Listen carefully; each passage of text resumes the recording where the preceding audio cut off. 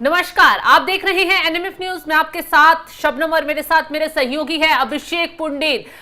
जम्मू कश्मीर में फिर से सेना ने एक बड़े ऑपरेशन को अंजाम दिया है जिसके तहत 3 आतंकवादियों को त्राल में ढेर कर दिया गया है। और खबर है कि इसी बीच राजनाथ सिंह श्रीनगर पहुंचे हैं और पाकिस्तान को उसकी औकात याद दिला दी है।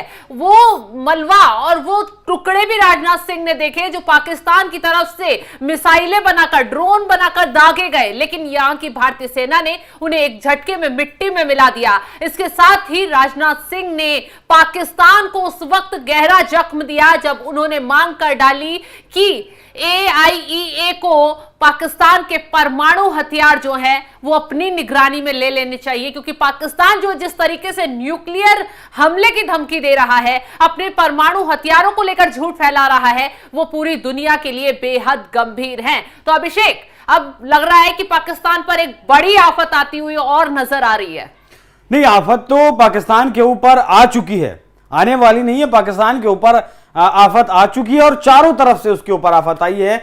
और पाकिस्तान अब ये सोचने पर मजबूर है कि पहले कौन सी आफत पर वो रिएक्शन दे। सबसे पहले बात अगर राजनाथ सिंह की करें तो अगर आप तस्वीरों को रोक पाएं तो थोड़ा उधर वो टुकड़े जो आपने कहा मिसाइलों के और ड्रोन्स के जो टुकड़े थे वो राजनाथ सिंह को दिखाए हैं और उनकी प्रदर्शनी लगाई है। पूरी दुनिया को, राजनाथ सिंह को नहीं, पूरी दुनिया को वो टुकड़े दिखाए हैं किस तरीके से हमने आतंकवाद के ऊपर कार्रवाई की थी और आतंकवाद को पालने वाली पाकिस्तानी सेना ने हमारे एयरबेसेस को टारगेट करने की कोशिश की, हमारे रिहायशी इलाकों को, हमारे आम लोगों को टारगेट करने की कोशिश की। इस तरीके से जम्मू कश्मीर घाटी में हैवी शेलिंग पाकिस्तान के द्वारा की गई, वो सारे जो सबूत हैं शबनम, ये सारे जो सबूत हैं वो सिर्फ रक्षा मंत्री राजनाथ सिंह को नहीं बल्कि पूरी दुनिया को दिखाए हैं। अब बात करें पहले आतंकवादियों की, हाँ। तो इससे पहले ऐसा बहुत कम होता था कि आतंकवादियों की फोटो जारी की जाती थी,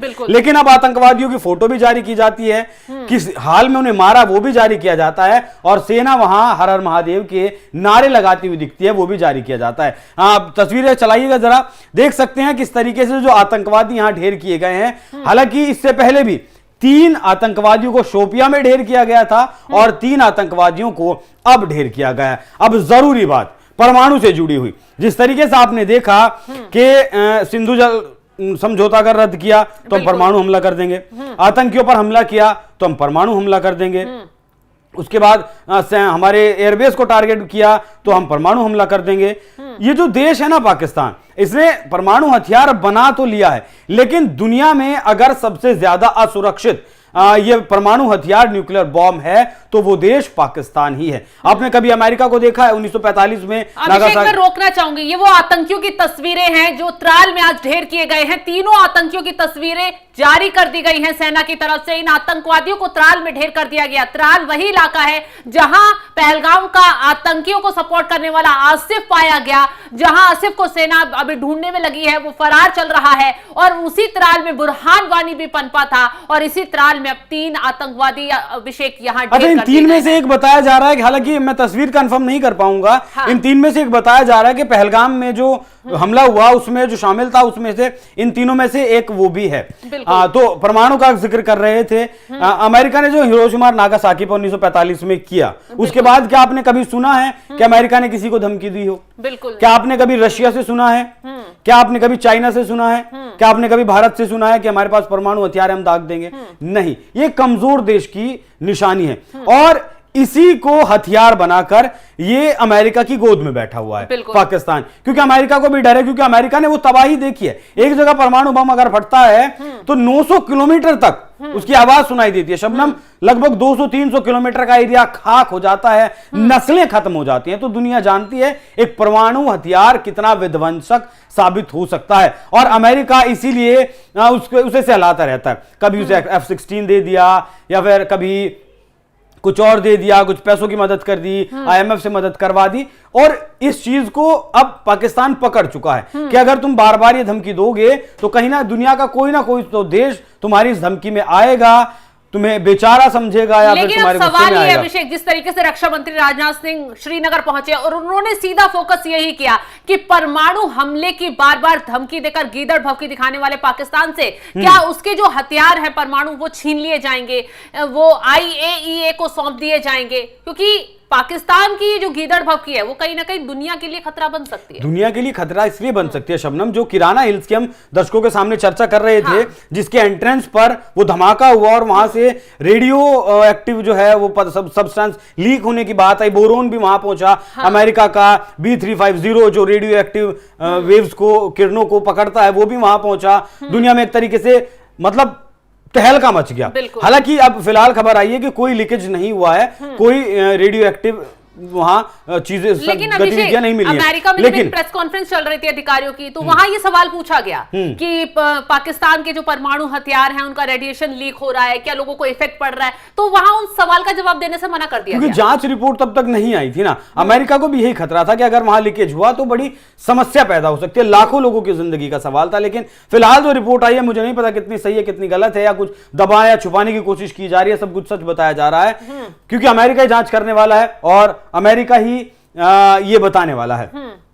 फिलहाल वहां खबर है कि कोई लीकेज वहां नहीं हुआ है, तो राहत की सांस ली जा सकती है। लेकिन पाकिस्तान से जो ये मांग की गई है, रक्षा मंत्री ने जो कहा है कि कोई कंट्रोल करने वाला पाकिस्तान के ऊपर होना चाहिए।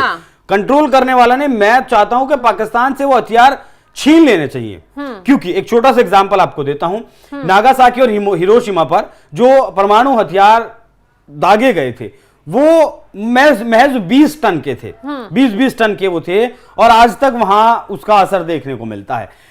अब जो परमाणु बम नए मतलब सिरे से तैयार किए जा रहे हैं वो 100 टन के वो परमाणु हथियार हैं। तो आप समझ सकते हैं कि जो तबाही हिरोशिमा नागासाकी में आई थी उससे लगभग 5 गुना 7 गुना ज्यादा तबाही अब आ सकती है। अब के जो परमाणु हथियार हैं, और पाकिस्तान जैसे देश का कोई भरोसा नहीं है कि वो कब क्या कर दे।